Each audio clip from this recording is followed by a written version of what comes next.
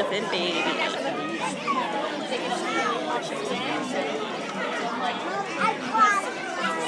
Mommy elephant, baby elephant.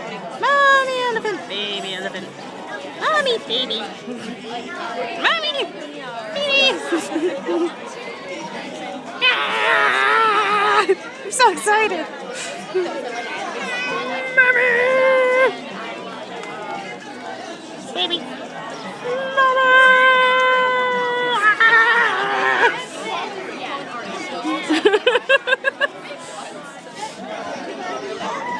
Hello, Mommy. Well, hello. That's a big mommy.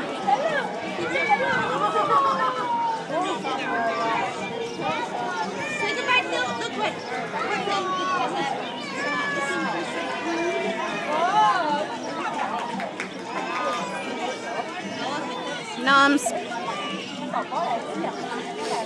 They're gonna have noms.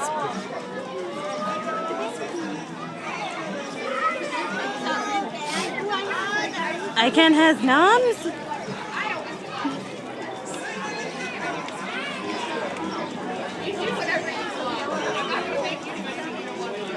Please let me have noms. Look. I really want the noms. I want them. Please give me noms. Do you have noms? I will follow you for noms. All right, good morning, everyone. Is everyone having a great day here at the zoo? Okay, let's try that again. Is everyone having a great day here at the zoo? Very nice. Welcome to Elephant Encounter here at Hogle Zoo. This is our pachyderm program. We've got a great training demonstration for you today. Starting out, our keepers working with our elephants are Lauren and Eric. And our elephants we're working with today are Christy is over here with Lauren, and our baby Zuri is over with Eric. Christy is 27 years old and weighs about 8,000 pounds, and baby Zuri is 3 years old, turning 4 this August, and she is about 2,700 pounds. Over in our other yard, we have Dari. Dari is the matriarch of our herd at 53 years old, being the oldest African elephant on the continent. And she is about 9,000 pounds. Holy crap. You'll notice that we don't have any males here at the zoo. That's actually because male and female elephants do not live together in the wild. When a male reaches about 6 or 7 years old, the matriarch of the herd, being the oldest or largest female, would kick the males out and they would go to live on their own or form something called a bachelor herd. So let's start out today talking a little bit about some of the differences between African and Asian elephants. Can anyone shout out a difference you know about? I heard ears over here. Very good. One main difference is the ear size. African elephants have much larger ears. One way you can kind of tell is some people like to say that their ears even look like the shape of the continent of Africa. Asian ears are much smaller. Another key difference would be their tusks. With African elephants, everyone has tusks, both males and females. While Asian elephants, only the males would get those nice big tusks, while the females would get smaller ones called tushes. Another big difference would be their size. African elephants are much larger than Asian elephants, with adult females at about 9,000 pounds, while an adult African male can get upwards of 15,000 pounds. And one last difference would be their skin. As you can notice on our girls, they have this nice wrinkly skin. That helps them in the wild as they'll throw dirt and mud on their skin, get trapped in those wrinkles, and it protects them like a sunscreen and also bug repellent. One thing you'll notice as our keepers work with our elephants is that there's a barrier between them. This is something we call protected contact, and it's a standard nowadays with elephant care as well as zoo-wide protocol. Working with our elephants, we use something called positive reinforcement. That means that everything our girls do is voluntary. If they don't want to do it, they don't have to. However, if they don't do what they're told, they'll get something that I'm sure all of us have had at one point in our lives. Raise your hand if you've ever had a timeout. I see lots of hands here. So they'll get that that time out where the keepers will walk away for just a moment, not giving them the attention or food that they want. However, if the girls do what they're being asked, they'll get a nice treat, like a piece of fruit. So one important thing we do for husbandry here with our elephants, very important in elephant care, is checking their feet. Our elephants are trained to position themselves in certain ways so we can examine each of their feet to make sure that the pad on the bottom is wearing properly. In the wild, an elephant may walk up to 25 miles a day to look for food. Here at the zoo, they don't have to do that. So we can check their feet and make sure the pad is wearing properly, and we also have special tools, much like a horse farrier would use, to wear that pad the right way. Also, elephants have fingernails and toenails just like us, so our keepers can check and make sure no rocks or anything have gotten up there that might hurt them. A fun thing our elephants get every day is a bath, although they may not look like it. That is because a dirty elephant is a happy elephant.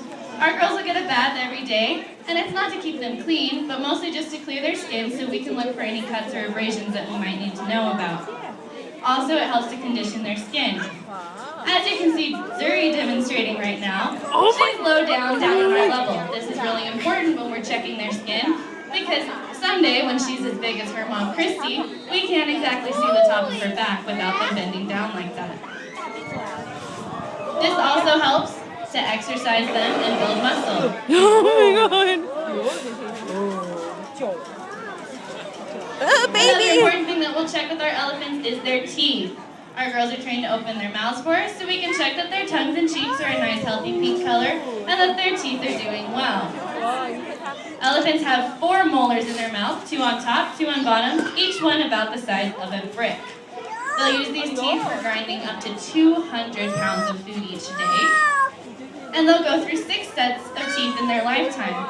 Good example of this is our baby Zuri. When Zuri was born, she was about 250 pounds, today pushing almost 3,000 pounds at 4 years old. It's really important that we check that her teeth are going there properly and that she's going through her set. She's already on her next set of teeth. Another cool thing about their teeth is that an elephant's tusk is actually considered to be a modified incisor. It does have a nerve running through it. As you'll notice with our girls, their tusks are different lengths. Christy, you can see her tusks pretty well. That's because she's a little bit more dainty with her toys and doesn't rub them down as much. While Dari, if you notice in our other yard, you can hardly see her tusks at all. That is just to the animal's preference.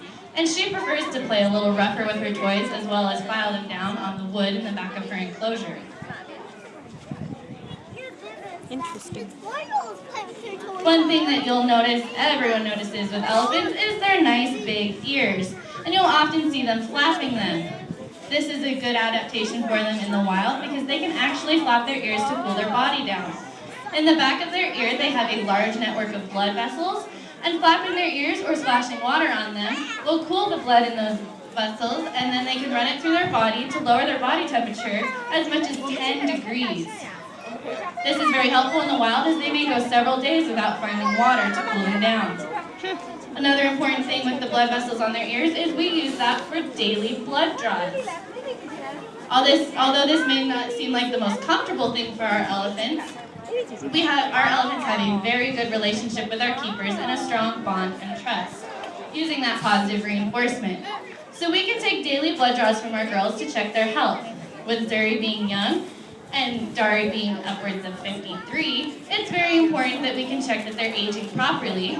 Also, for those of you that don't know, we were able to get our little Zuri through artificial insemination. So it was important to check Chrissy's blood every single day and check her hormone levels to find just the right time to do that.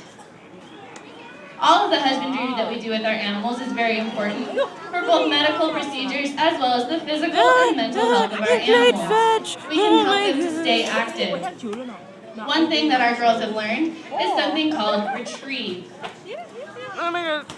This helps them stay entertained as well as helps the keepers. If anything were to fall into their enclosure that's not supposed to, we can have our girls retrieve it for us rather than needing to shift them so the keepers can take time out of their day to go in and get it. Nom nom nom. And one other very important thing that all of us should do every single day that our elephants can demonstrate for us is to recycle and keep our environment happy and healthy and clean. As our keepers finish up today with our elephants, feel free to stick around and watch these beautiful creatures. Also, if you have any questions, feel free to come ask me or any of my fellow ecos in the vest, as well as our keepers. On behalf of myself, our keepers, and our elephants, thank you for coming and have a wild day here at Utah's Hogle Zoo.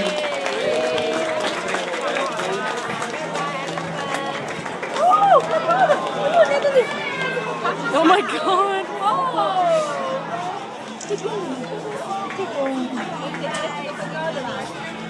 Hello! Goodbye! You're adorable, I love you!